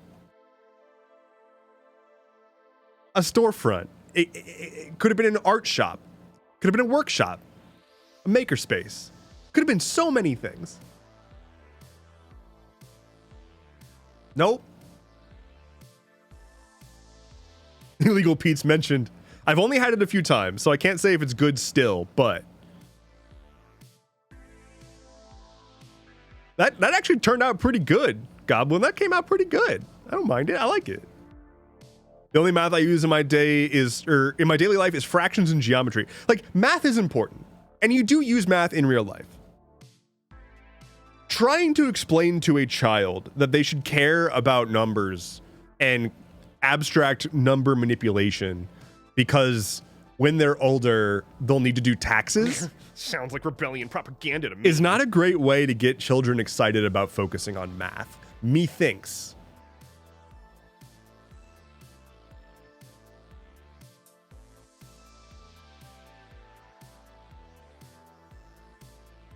Informal Goblin says, I prefer to eat in, but sometimes I just don't have the time. I just don't have the energy.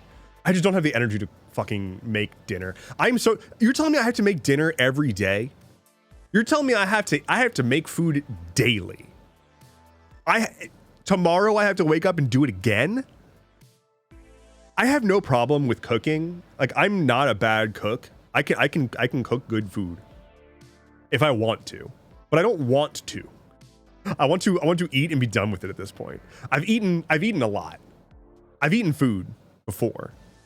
And I think it could be the depression, but it also could just be that I'm getting to the age where it's like unless I'm doing something specifically focused and interesting and new, it's not like I'm tasting new foods. I'm just hoping to have this one come out pretty good again. That's kind of it. And like, I'm definitely not making complex, intense dishes on a weeknight. I worked a whole day. I'm tired as fuck.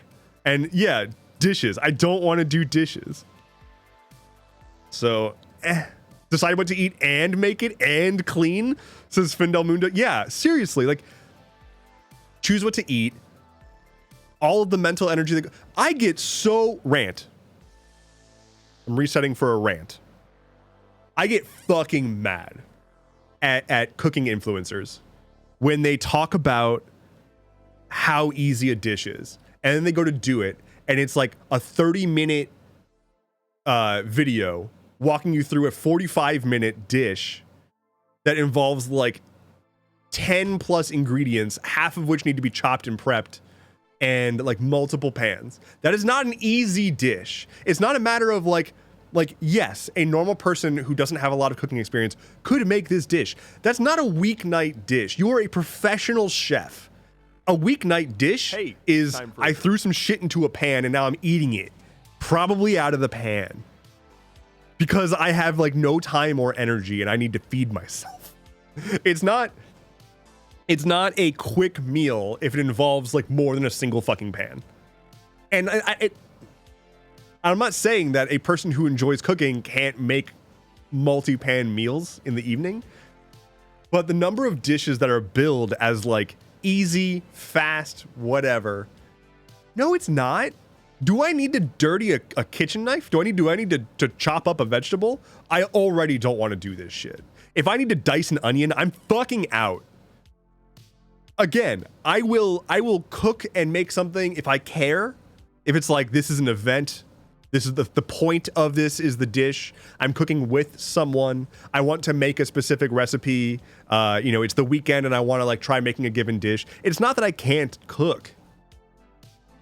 It's that I'm tired as fuck and I worked all day and I just want to eat and sit on my couch and play some games and try to rest a little bit before I have to deal with the insanity of the world again tomorrow. And so I don't want to spend the like I don't know, 15% or more of whatever free time I actually have cooking and then cleaning so that I can eat for 5 minutes. I don't know.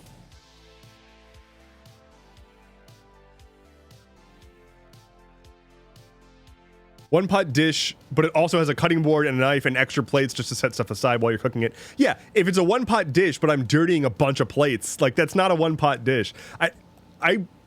I fuck with tacos a lot, right? Because like you throw in whatever the base is for your taco filling, and then you just like throw in whatever the fuck else. Add some beans, maybe like open up a can of beans, dump that in. Maybe you chop a jalapeno or an onion, you throw that in, and now you have a big old thing of taco meat, and you just scoop that into shells. That is a quick one dish meal.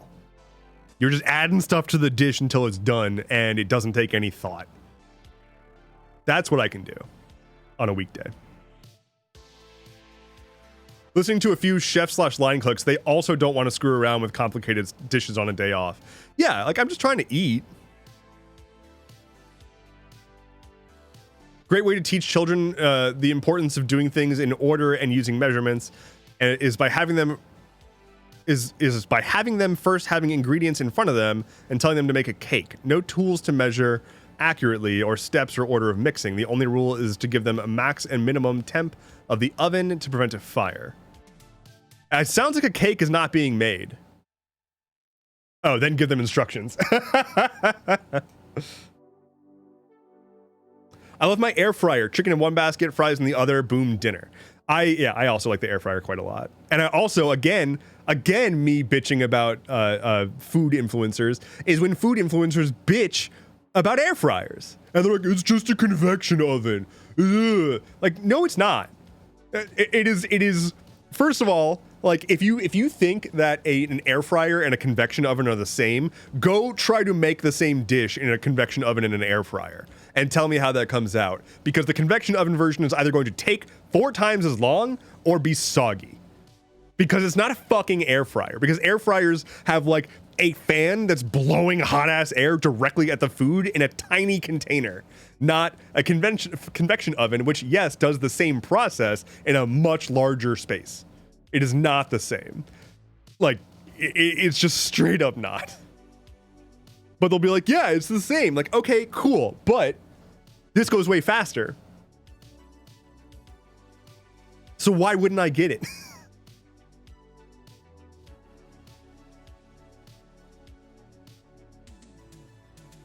I'm a recent air fryer convert and I've been abusing the bejesus out of mine, says Kryptonite. It's so good.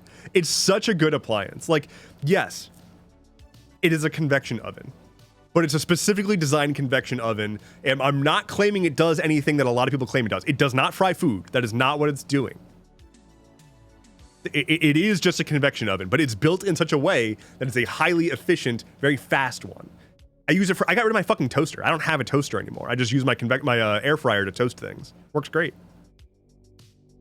Bacon in the air fryer, perfect every single time. If you have an air fryer, put bacon in the air fryer, cook it at 400, 10 minutes, it comes out perfect. And then you just dump the grease out into a can or something. Easiest way to make bacon. So good.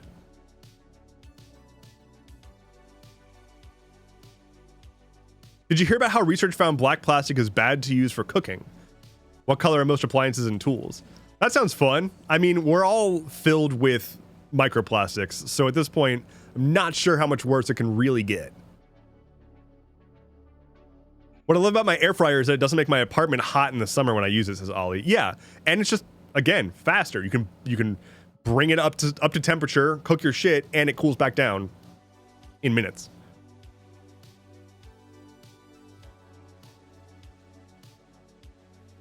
Methoth says convection oven also takes so much more electricity. Yeah, because you got to heat up the whole goddamn thing. Cartoon Mortal says I can toast my bread in the air fryer. Oh yeah, yeah. Just throw it in there. Throw it in there and hit go. It toasts. It toasts really well. I do it for anything that I need to toast. I did it this morning for a morning round, which if you haven't tried those before, they fucking slap. Let me pull this up real quick. Gotta learn how to use my mic, my new mic situation. Let me pull this up. This is important. Morning round by Ozzy.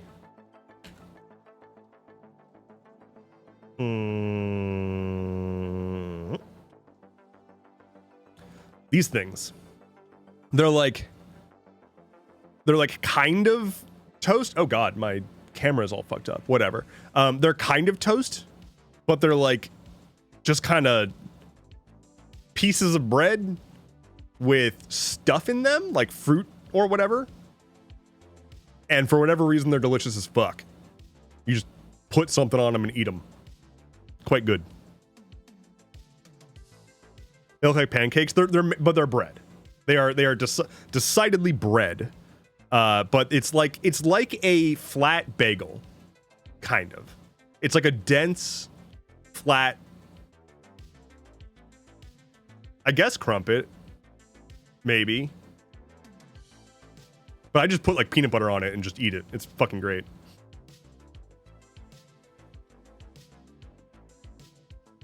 Morning round sounds like an alcoholic bagel.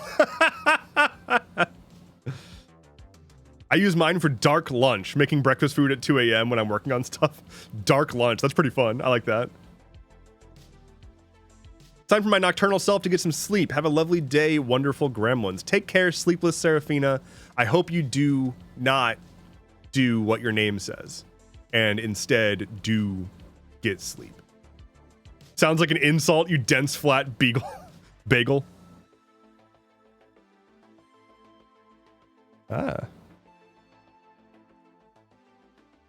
I think probably the last thing I'm going to talk about before I wrap up the stream for the day, and I was planning on doing some live coding, but honestly, we've been talking about food this entire fucking time, so I'm getting hungry. Last thing I want to talk about is WWDC. What would Jesus coup? The Apple Developer Conference happened yesterday, or the keynote happened yesterday, and they announced a whole bunch of new stuff. Specifically a massive like design overhaul for iOS. And it looks like iOS, they're calling it iOS 26 because they actually shifted to the year as their like numbering system. And this is what it looks like. I'm gonna fix my freaking webcam situation here. Excuse me. What in the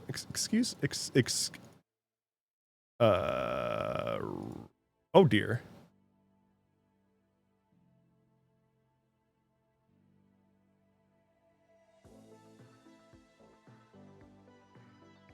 I'm a professional strammer, by the way. I do this for a living. Okay. There we go. Nope. There we go. Okay. This is what it looks like. It's very transparent. They made everything very transparent. It's not required to be transparent, but they're going with this like, they're calling it liquid glass, and the idea is that it's like layers of glass that refract whatever is underneath of it, and that's like any UI element will be in one of these pieces of like glassy UI or whatever. It does do some cool shit. This is kind of neat. If you have like a different picture or like a rotating picture on your phone as your background, it can do stuff like scaling it'll like auto scale the time on your lock screen to look good with that picture, to like take up that space. And this right here, that's cool too. If you have a picture that has like a focal point, it will keep that focal point in view when you get notifications coming in. So like that's kind of neat. That's kind of neat. I do like that.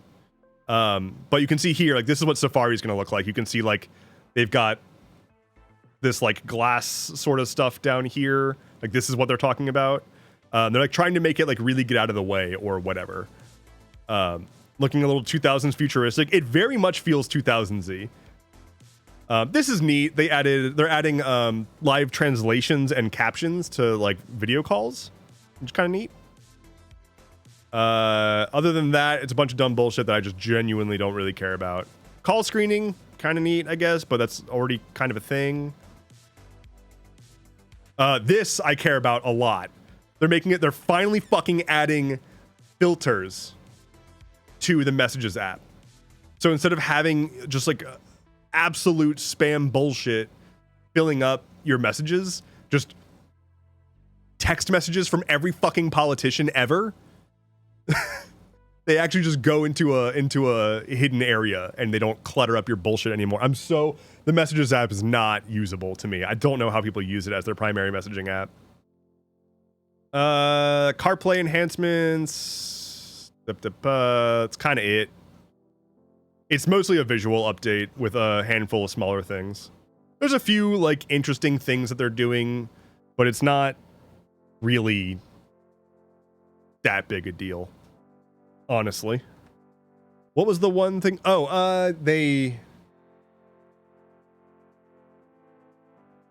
Nope, already forgot. There was some like actually pretty cool developer facing thing that they announced recently, and I don't remember what it was.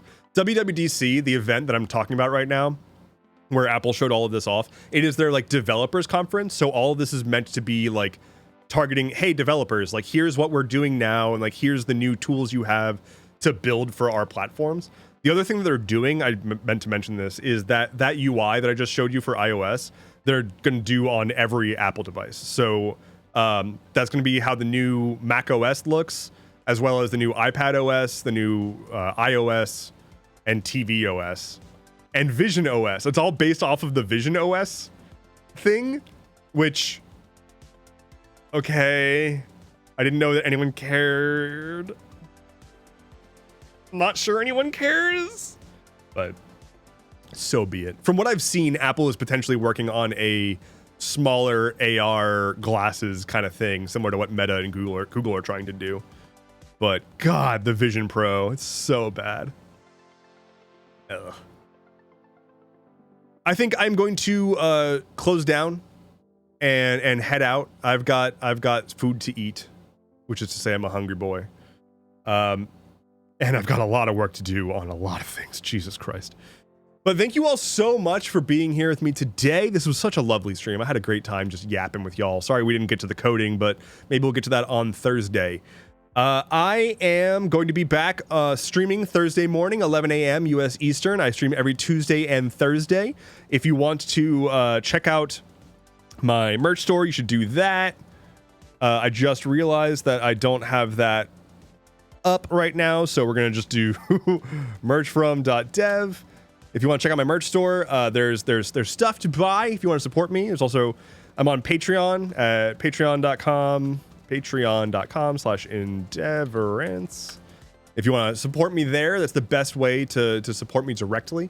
Otherwise, if you want to join my community, trail.ad/join or join.astral.camp, come hang out and keep the vibes going for as long as you would like. I'm gonna head out. Thank you all for being here. Take care. Be well. I will see you on Thursday.